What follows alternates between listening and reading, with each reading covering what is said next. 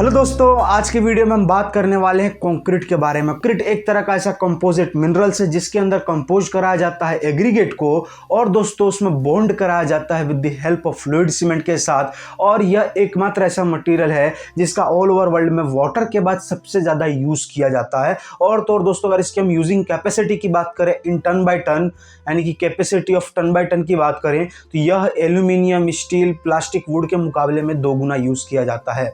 अब बात करें जरा इसकी मिक्सिंग प्रोपोर्शनलिटी की, तो जिस तरह से मैंने बताया कि इसके अंदर एग्रीगेट को फ्लूइड सीमेंट के साथ बॉन्ड कराया जाता है और इसके अंदर वाटर को ऐड किया जाता है। वाटर का मेन पर्पस दोस्तों ये होता है कि वह सीमेंट में रहे हुए लाइम के साथ जाकर के प्रोसेस करे और एक हीट को यहाँ पर रिलीज करे, जिसके कारण सीमेंट यहाँ पर फ्लूइड फॉर्म में आता है। और उसी हीट के कारण जो उसके अंदर हमने पानी ऐड किया, वो पानी दोबारा डिस्चार्ज हो जाता है और वो हार्ड होने लगता है। यानी कि एक तरह से देखें तो ये प्रोसेस क्रिएट करता है। इस प्रोसेस को कहा जाता है एक्सोथर्मिक प्रोसेस, यानी कि जिसे हीट ऑफ हाइड्रेशन के भी नाम से जानते हैं। अब बात आती है दोस्तों, सीमेंट को ऐड किया, हार्ड कर दिया। अब इसके बाद अगर आगे की ओर देखें तो जिस तरह से मैंने आपको बताया कंपोजिट मिश्रण, यानी कि सीमेंट, सैंड, एग्रीगेट, वाटर और साथ में एडमिक्सचर को भी लिया जाता है। अब इनके जरा पार्टिकल्स, यानी कि जो भी हम यहाँ पर मिनरल्स वगैरह ले रहे हैं, अब उनको थोड़ा अच्छी तरह से हम समझे। पहला आता है हमारा यहाँ पर सीमेंट। अगर सीमेंट की बात करूं तो cement is the one kind of binding material. जिस तरह से मैंने आपको बताया कि बाइंडिंग मटेरियल के तौर पर इसका यूज किया जाता है। और सीमेंट के अंदर की बात करें तो इसके अंदर बहुत सारी इसकी वेराइटीज देखने को मिलती है। 10 से 15 वेराइटी आती है दोस्तों, बट बेसिकली जो हम यहाँ पर जनरली तौर पर यूज करते हैं वो यहाँ पर 6 वेराइटी देखने को मिलती है। पहला आता है ऑर्डिनरी पोर्टलैंड सीमेंट। बेसिकली इसके अंदर ग्रेड वाइज रहता है, यानी कि इसकी ग्रेड वाइज मिलती है। 33, 43, 53 है इसका स्ट्रेंथ बताता है न्यूटन पर mm स्क्वायर के हिसाब से। यानी कि जितना हमें स्ट्रेंथ रिक्वायरमेंट है, जिस तरह का हमें स्ट्रक्चर क्रिएट करना है, हम उस स्ट्रक्चर में उस तरह के सीमेंट को यूज कर सकते हैं। दूसरा आता है दोस्तों हमारा यहाँ पर रैपिड हार्डनिंग सीमेंट। मान लेते हैं कोई एक ऐसा स्ट्रक्चर है जहाँ पर हमें फटाफट से बनाना हो, यानी कि उस स्ट्रक्चर को जल्दी से क्रिएट करना हो, जहाँ पर अगर मान के चले एग्जांपल के तौर पे जम्मू कश्मीर का एरिया हो, यानी कि जहाँ पर ज़्यादातर बर्फीली एरिया हो, वहाँ पर इसका यूज़ किया जाता है। क्योंकि वहाँ पर स्ट्रक्चर्स में से हीट निकलेगी और वहाँ पर वो ठंडा प्रदेश माना जाएगा, तो सेट होने में टाइम लगेगा। तो वहाँ पर हम रैपिड हार्डनिंग का यूज़ करेंगे, जिसके अंदर से हीट ज़्यादा निकलेगी, क्योंकि उसकी सेटिंग टाइम कम है। सेटिंग टाइम कम है तो हीट ज़्यादा रिलीज करेगा, और वहाँ पर ठंडा प्रदेश है तो उतना हीट कुछ वहाँ पर असर नहीं करेगा स्ट्रक्चर पे, बट हमारा स्ट्रक्चर यहाँ पर रेडी हो जाएगा, जिसके कारण यहाँ पर रैपिड हार्डनिंग सीमेंट का यूज़ किया जाता है, यानी कि जल्दी से हार्ड हो। अब बात आता है यहाँ पर दोस्तों quick setting cement. Quick setting cement और रैपिड में हमेशा लोग गड़बड़ करते हैं। क्विक सेटिंग सीमेंट है वो जल्दी से सेट होगा, बट रैपिड हार्डनिंग सीमेंट जल्दी से अपनी हार्डेंड को गेन करेगा और एक स्ट्रेंथ अच्छा क्रिएट करेगा। बट क्विक सेटिंग सीमेंट की बात करें तो वह एक तरह से हमारा यहाँ पर रिपेयर वर्क के लिए यूज़ किया जाता है। मान लेते हैं हमें कुछ रिपेयर वर्क करना हो, कोई डैम हो गया, लीकेज है उसके अंदर, फिर इसके बाद कोई हमारी वॉल्स वगैरह में क्रैक्स वगैरह आ गई हैं, मान लेते हैं रेनी सीजन है, वहाँ पर रिपेयर करना है, तो क्विक तुरंत वहाँ पर जाकर के सेट होगा, वहाँ पर जल्दी से सेट होगा, तो इसलिए वहाँ पर इसका यूज़ किया जाता है। इसके बाद आता है दोस्तों low heat cement. Low heat cement यानी कि जो भी हमारा जहाँ पर हीटी एरिया पोर्शन है, यानी जहाँ पर टेम्परेचर हाई रहता है, सपोज दैट हमारा दुबई हो गया, दुबई में जो भी कंस्ट्रक्शन वर्क होते हैं उसके अंदर ऑलरेडी सेल्फ कॉम्पैक्टिंग कंक्रीट का यूज़ किया जाता है, जिसके अंदर में भी शायद हीट जो हो सीमेंट का वो कम रखा जाता है। नहीं तो सीमेंट के साथ हम यहाँ पर बर्फ के टुकड़े भी डालते हैं, ताकि हमारा सीमेंट का हीट जो है वो ज़्यादातर टेम्परेचर के साथ मैच होकर के ज़्यादा हीट ना हो, ज़्यादा गर्मी ना रिलीज करे। और ज़्यादा गर्मी रिलीज करेगा, ज़्यादा हीट रिलीज करेगा, तो उसके अंदर क्रैक्स वगैरह आने के चांसेस बढ़ जाते हैं। तो हम यहाँ पर लो हीट सीमेंट का यूज़ कर सकते हैं, जो अपना धीरे धीरे हीट को रिलीज करेगा और आराम से सेट होगा।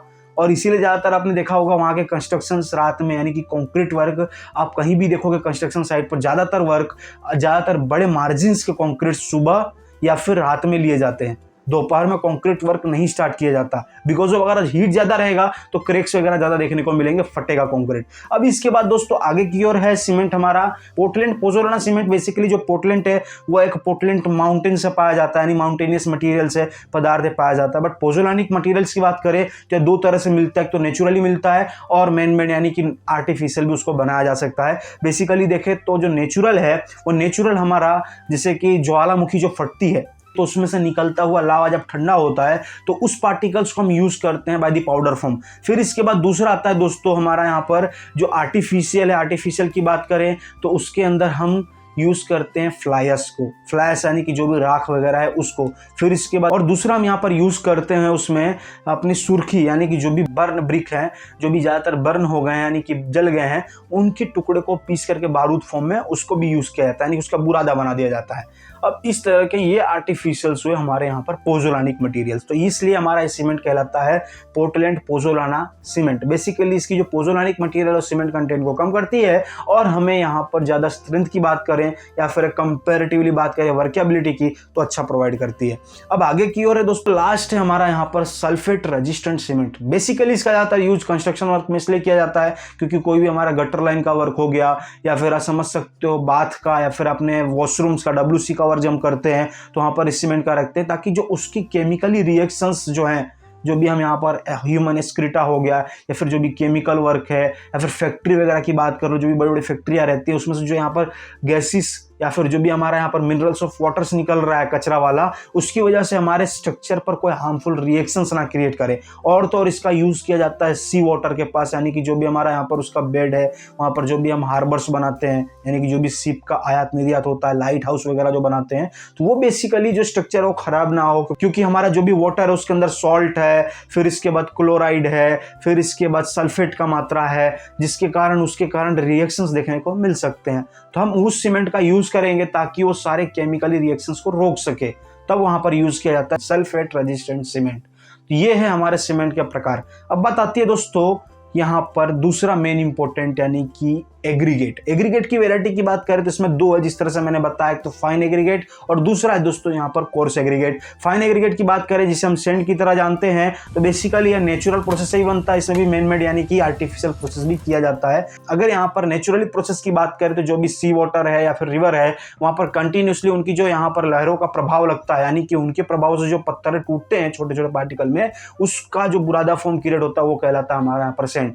तो क्या हम डायरेक्टली यूज कर सकते हैं? नहीं, इसमें साइज मैटर करता है। अगर आपका साइज 4.75 mm से, जो पार्टिकल का साइज है वो 4.75 mm से कम का हो तो वो हमारा सेंड कहलाता है। अब इसके बाद ये मापेंगे कैसे? नॉर्मल पर्सन हो अगर देख रहा हो वीडियो तो क्या समझेगा, इसको मापने थोड़ी बैठेंगे कि पार्टिकल को चलो भाई माप लेते हैं और फिर सेंड मंगाएंगे। नहीं, इसके लिए हम प्रोसेस करते हैं सीव मेथड का।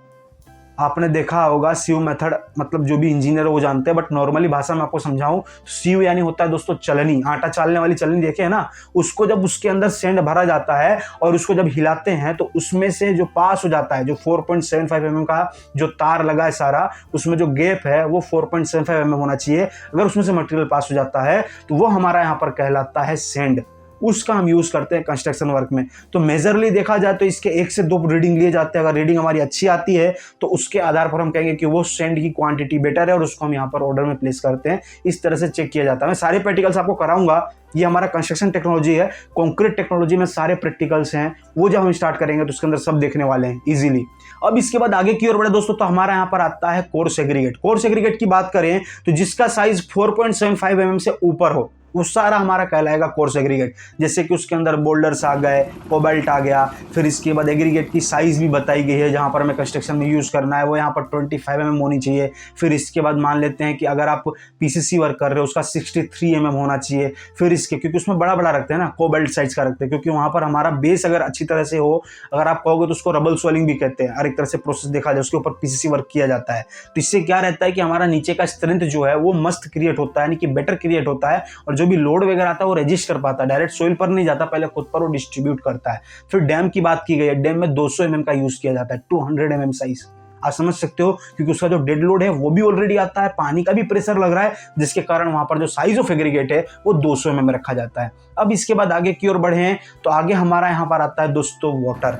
वाटर ये देखे तो एक तरह से नाम मात्र नहीं, इंपॉर्टेंट मात्र भी है। कंक्रीट को हर एक पोर्शन में वाटर की सहायता पड़ती है। वाटर ना डाले तो सीमेंट मिक्स नहीं होगा, वाटर की क्वांटिटी बढ़ा दे तो सीमेंट में पानी ज़्यादा आएगा, इसे ब्लीडिंग कहते हैं। अगर पानी ही कम डाले तो सूखा सूखा मटीरियल होगा, उसके अंदर वॉइड्स वगैरह ज़्यादा रहेगा, रफली होगा वर्क, समझ सकते हो। तो पानी बहुत मेन इंपॉर्टेंट पार्ट रहता है, इसीलिए सीमेंट का 38% ऑफ वेट वाटर डाला जाता है। मान के चलो 100 किलो सीमेंट यूज कर रहे हो तो उसमें 38 लीटर पानी यूज किया जाता है। डिपेंडिंग ऑन सीमेंट वेट रहता है, यानी कि सीमेंट का वेट का 38% वाटर उसके अंदर यूज किया जाता है। अब बात आती है दोस्तों एडमिक्सचर। एडमिक्सचर की बात करें तो it is the most important part of concrete, because of ये जो कंक्रीट का पार्ट है एडमिक्सचर, यानी कि जो इंग्रेडिएंट है डालने के लिए, इसका यूज तब किया जाता है जब हमें कंक्रीट में इसकी सेटिंग टाइम में, स्ट्रेंथ में, कोई वर्क में फेरफार करना हो, कहीं रिपेयर वर्क में जो हुई होता है हम इसका यूज करते हैं। मतलब देखा जाए तो इसकी वैरायटी बहुत सारी है, बट नॉर्मली कंस्ट्रक्शन में हम 3 वैरायटी यूज करते हैं। पहला आता है एक्सेलरेटर, दूसरा आता है रिटार्डर और तीसरा आता है दोस्तों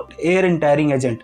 अब बात करें दोस्तों ये 3 वैरायटी, अब 3 वैरायटी में जिस तरह से पहला एक्सेलरेटर का नाम के आधार पे काम पता चल रहा होगा, मान लेते कोई गाड़ी को हमें चलाना तो बोलते हैं ना भाई तेरा एक्सेलेटर दबा जल्दी गाड़ी आगे बढ़ेगी। उसी तरह से सीमेंट की सेटिंग टाइम को कम करके जल्दी से सेट करना हो तो हम एक्सेलरेटर का यूज करते हैं। रिटार्डर यानी कि किसी को रिटेन करना हो, समझ सकते हो नाम के आधार पर। तो उसी तरह से सीमेंट में अगर हमें टाइम सेटिंग को ज्यादा बढ़ाना हो और सीमेंट की सेटिंग को रिटेन करना हो, यानी कि सेट नहीं होने देना हो, तब हम रिटार्डर का यूज करते हैं। एयर इंटायरिंग एजेंट एक तरह का जो एजेंट है उसका यूज तब किया जाता है जब हमारा ज्यादा ठंडा एरिया हो। वो ये होता है इसके कारण कि जब हम सीमेंट को मिक्सिंग कर देते हैं पूरी अच्छी तरह से और जब प्लेस करते हैं तो ठंडे वातावरण के कारण उसके अंदर का पानी जो है वो यहाँ पर फ्रोजन होने लगता है।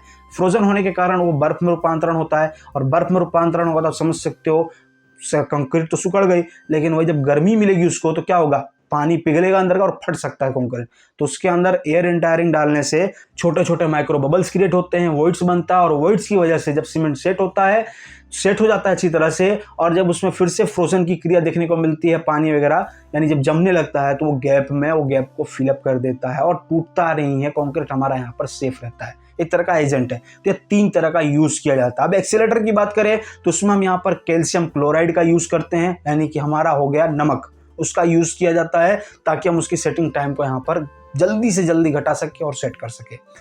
यहाँ पर रिटार्डर की बात करें तो इसके अंदर कैल्शियम सिलिकेट यानी कि जिप्सम का यूज किया जाता है। तो दोस्तों बेसिकली ये था हमारा यहाँ पर कंक्रीट पर इंट्रोडक्शन। मैंने ज़्यादा इस वीडियो को लंबा नहीं लेने का सोचा है और इसलिए वीडियो डाल रहा हूँ कि मेरे हिसाब से थोड़ा टाइम लगेगा और वीडियोस आने में, थोड़े से एग्जाम्स वगैरह चल रहे हैं। मैं भी जिस तरह से मैंने आपको बताया था स्टूडेंट को पढ़ रहा हूँ, मे भी आपको टाइम थोड़ा देना पड़ेगा मुझे भी। मैं इसके बाद वीडियोस वगैरह लाने का ट्राई करूँगा। अच्छी क्वालिटी के वीडियो आएंगे, जिस तरह से देख रहे हैं इंप्रूवमेंट किया जा रहा है वीडियो में, तो अच्छी क्वालिटी के वीडियो आएंगे, बेटर आएंगे। मिलते हैं अपने नेक्स्ट वीडियो में। आज के लिए इतना ही। Bye bye, take care and good bye.